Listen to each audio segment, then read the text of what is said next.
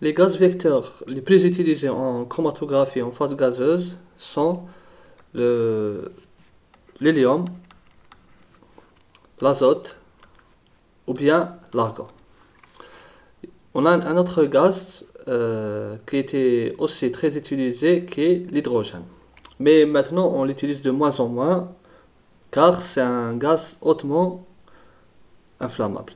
Donc les gaz actuellement qu'on utilise le plus c'est l'azote, l'argon et l'hélium. Donc, comment on fait pour choisir le gaz avec lequel on va travailler en chromatographie gazeuse? C'est généralement en fonction, donc le choix, il se fait en fonction du type du détecteur. Donc, le choix du gaz, c'est en fonction du type du détecteur. Par exemple, si on va travailler avec un détecteur FID. FID, c'est-à-dire Flame Ionization Detector ou bien détecteur à flamme. Donc, dans ce cas, on va utiliser de préférence l'azote. Mais on peut utiliser l'hélium. C'est pas interdit, mais c'est plus, c'est-à-dire ces deux vont mieux avec. Ou bien si j'utilise le TCD, le détecteur TCD, là, c'est-à-dire il est conseillé d'utiliser l'hélium comme gaz vecteur en chromatographie gazeuse. Ensuite, la réactivité du gaz vecteur, c'est clair. Donc, la réactivité, donc, il est important, d'accord, il est important, c'est-à-dire, on n'a pas le choix ici. Le gaz vecteur, il est inerte, il est chimiquement inerte. Il doit être chimiquement inerte. Donc, chimiquement inerte. Donc, tous les gaz vecteurs sont inertes. Donc, ici, ils sont inertes vis-à-vis de la phase stationnaire et la phase mobile. Plutôt, la phase stationnaire et les solutés à analyser. Les solutés.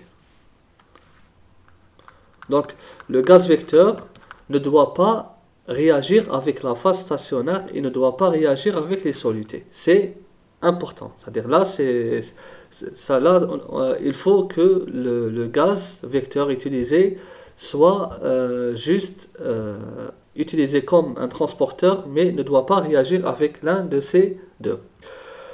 Donc le rôle du gaz vecteur, je viens de le dire, donc son rôle principal, c'est le transport. Le gaz vecteur, qu'est-ce qu'il fait? Il fait juste le transport. Donc vous avez de l'injection, ici l'injection, et à travers, donc ici on va passer à travers la colonne, et on a ici le détecteur.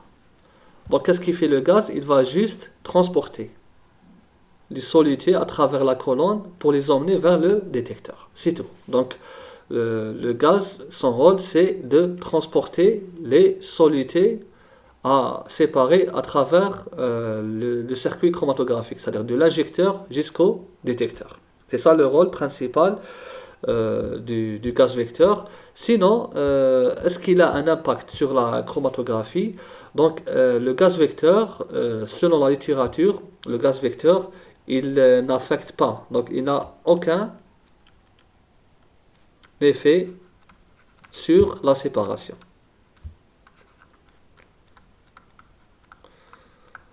Donc, supposons que vous avez, après analyse d'un échantillon de deux molécules de soluté, vous avez par exemple deux pics comme ça, de cette forme. Là, on a une mauvaise séparation. Par exemple, là, on a obtenu avec le gaz azote.